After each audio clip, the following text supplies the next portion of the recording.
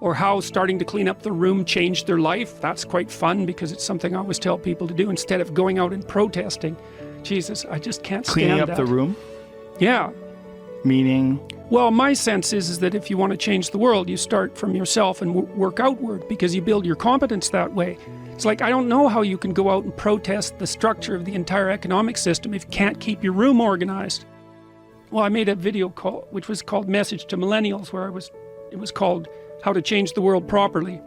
A bit of on the pretentious side, I suppose, but I was trying to produce something that was a counterposition to this idea that what you should do is go out and fix up other people. You know, that's just not right. And there's a New Testament line about that, something about, you know, not worrying too much about the log in your neighbor's eye, or about the speck in your neighbor's eye when you have a log in your eye. What would the world be like if people stopped avoiding the things they knew they should do? You know, because the question is, how much are we contributing to the fact that life is an existential catastrophe and a tragedy? How much is our own corruption contributing to that? That's a really worthwhile question. The things you leave undone because you're angry, you're resentful, you're lazy, you have inertia. Well, you consult your conscience and it says, well, you know, that place over there could use a little work. It's the same as working on yourself, and so you clean that up because you can.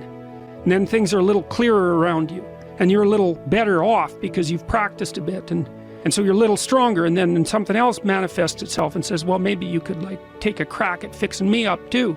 So you decide to do that, and then that gets a little bit more pristine, you know, and soon, and it's humble because you're not exceeding your domain of competence.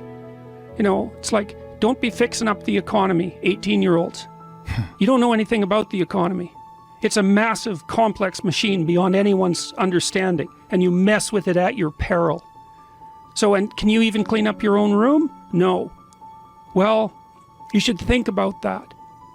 You should think about that.